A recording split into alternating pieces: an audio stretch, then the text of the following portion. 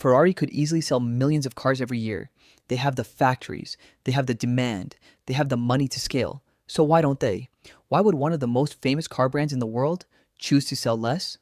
The answer will completely change how you think about business. Most car companies are obsessed with one thing: volume. Toyota sells over 10 million cars a year. Hyundai, Honda, Ford, they all play the same game. More production, more sales, more profit. Ferrari sells around 13,000. That's it. In an entire year, a single Toyota factory produces more cars in a week.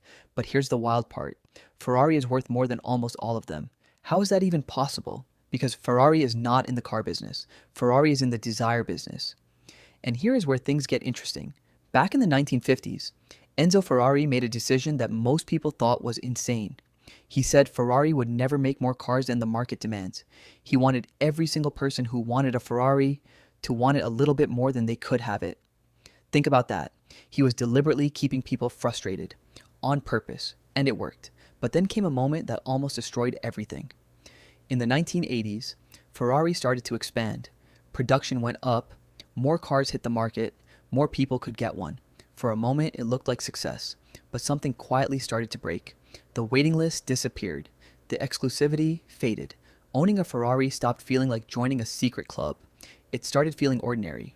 Sales numbers looked fine on paper, but the brand was slowly dying inside. The thing that made Ferrari was slipping away, and nobody noticed until it was almost too late.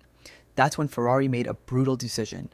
They pulled back hard, production cuts, stricter rules on who could even buy certain models. They created a system where, if you wanted a limited edition Ferrari, you had to prove you were worthy. You needed a history of buying Ferraris before. You had to be invited. Imagine that. A company asking customers to qualify before spending $300,000. Most businesses would never have the guts to do that.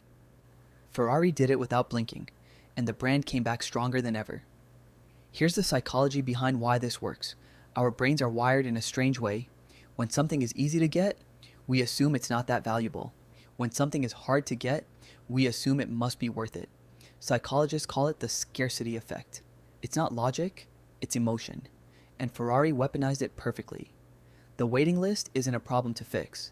It's the product. The exclusivity isn't a side effect. It's a strategy. Ferrari doesn't just sell you a car, it sells you the feeling that you made it, that you are one of the few, that not everyone can have what you have. And that feeling is worth more than any horsepower number. So here is what Ferrari understood that most businesses never will. More availability does not always mean more value. Sometimes the fastest way to make something more desirable is to make it harder to get. Ferrari doesn't chase customers. It makes customers chase them. It doesn't lower prices to increase demand. It raises the standard of who deserves one. And that is exactly why, decades later, when the world has changed completely, Ferrari is still Ferrari, still expensive, still exclusive, still untouchable.